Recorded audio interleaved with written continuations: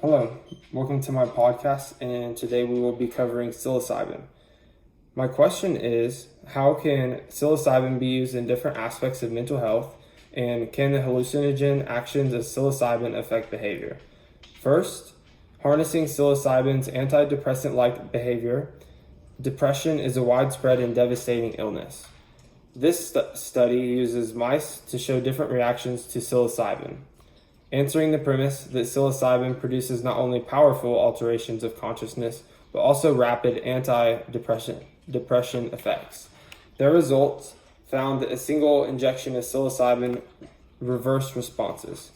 However, because psilocybin is not yet accepted, this study concluded that psilocybin should be accepted to be further studied in human depression.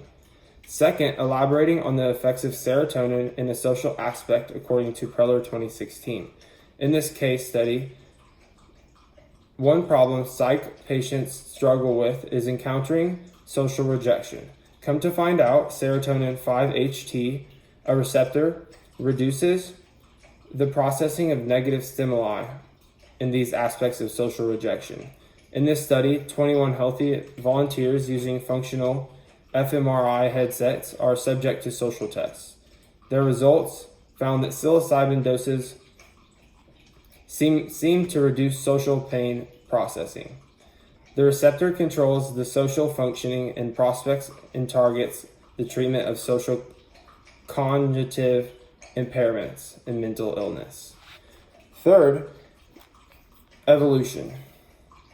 According to Ramirez-Cruz 2013, the genus psilocybin is an important group of mushroom-forming fungi.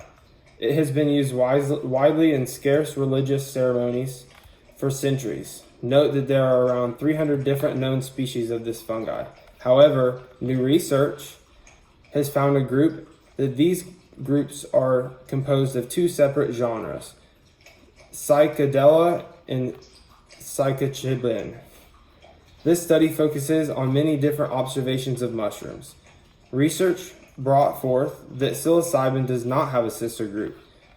Furthermore, in a study investigating negative experiences under psilocybin in 1993, recreational users reported that 39% rated that it was among the top 5 most challenging experiences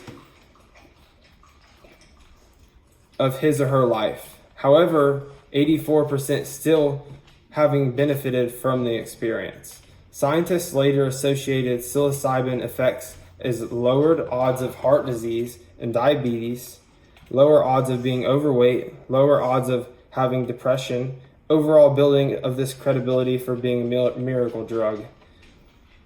In another study with 29 cancer patients, injecting them with one dose of psilocybin found that 80% of patients showed improvement at the 6-month follow-up, which proves that the treatment holds up and gives promising results.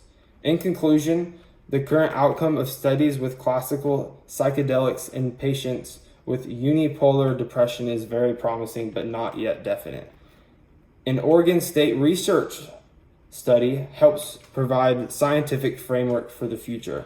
A program in Oregon is legally permitting the use of psilocybin for therapeutic reasons, becoming the first state to do so.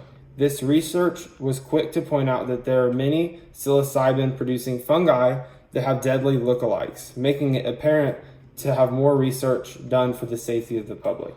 There are currently more than 60 clinical trials overseen by National Institutes of Health, all of which show good signs of treating depression disorder, obsessive compulsive disorder, smoking cessation, and alcoholism. Results of psilocybin injection outside of clinical trials have found an increase in connection to nature, enhanced creativity, greater enjoyment of music, and increased positive mood. Thank you, and I hope you enjoyed my podcast, and thank you for tuning in.